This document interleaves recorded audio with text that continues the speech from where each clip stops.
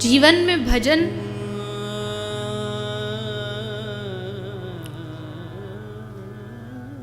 अपने साधनों से नहीं आता है।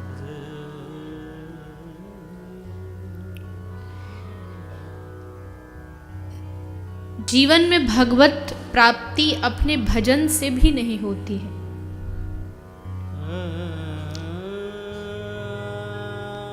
लेकिन ऐसा संत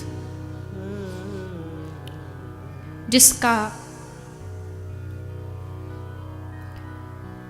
आधार ही राधा नाम हो, कृष्ण नाम हो, उस किसी महापुरुष का सानिध्य और कृपा मिलना ही जीवन की उपलब्धि है। एक ऐसा संत जो वृंदावन की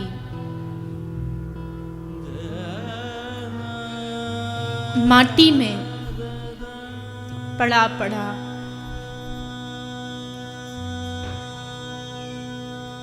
बस कृष्ण को पुकारता हो,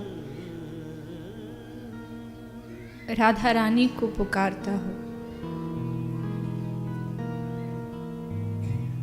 ऐसे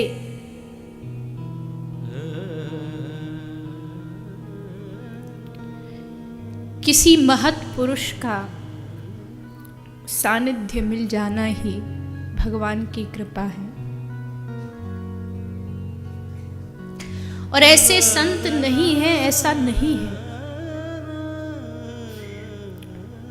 हैं, पर अपने आप को छुपा करके रखे हैं, कहीं कोई जान न ले, कोई पहचान न ले, कहीं मेरी भक्ति में ये सब बाधा न बन जाए।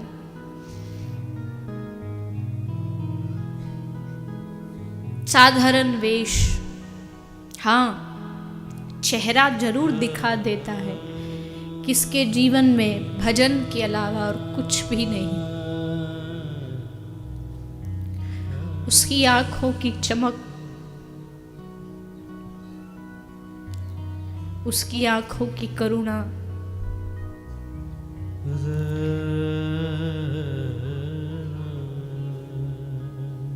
दर्शाती है कि सचमुच इन्होंने कुछ पाया है।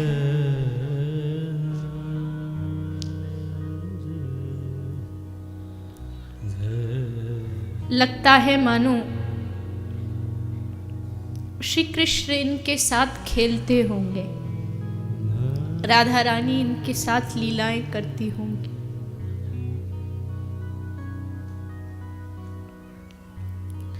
श्री गिरिराज गोवर्धन में जब रघुनाथ दास गोस्वामी भजन करने बैठ जाते थे, ऐसा वर्णन है कि 24 घंटे में से केवल 2 घंटे सोते थे और बाकी समय भगवान नाम जाप करते थे।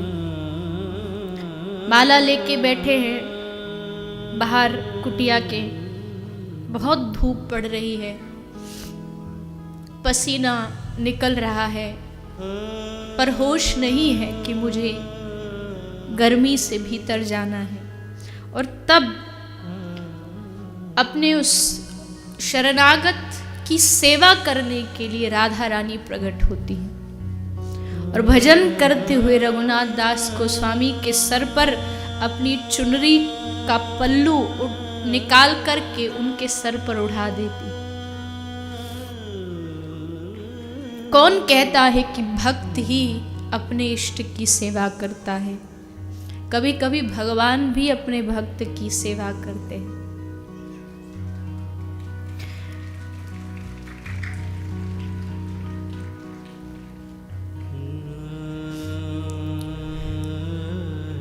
तेर कदम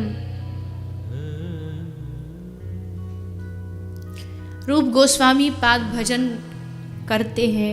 एक दिन भाई सनातन आ गए तो मन में भाव जागा कि भाई आया है, मैं उसको आज खीर बना करके खिलाऊं।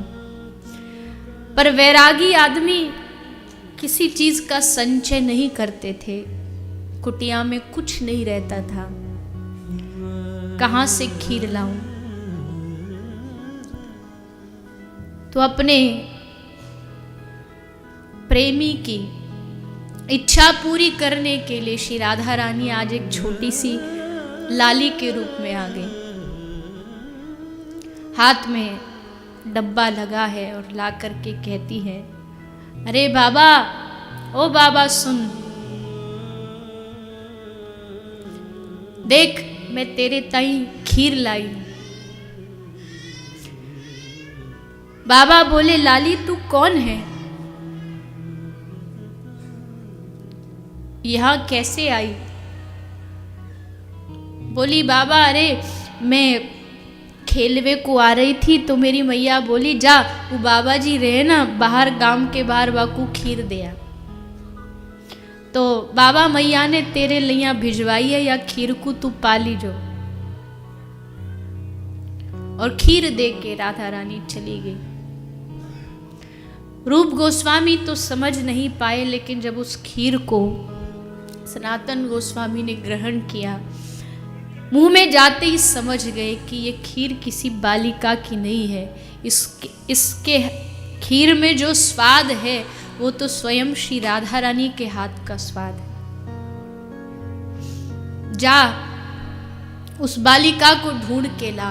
और रूप भागने लगे उस बालिका को ढूंढने के लिए, पर वो कहीं नहीं मिली।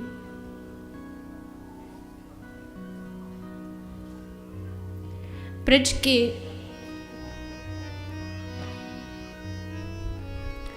एक दो नहीं, ऐसे कितने संत हैं जिनको साक्षात अनुभव होता है। तो हमें न हो, लेकिन जिन संतों को हुआ है, ऐसे संतों का सानिध्य भी मिल जाए,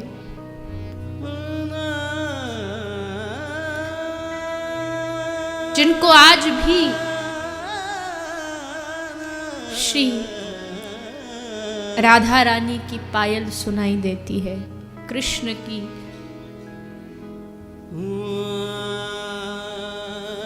वेणु सुनाई देती है।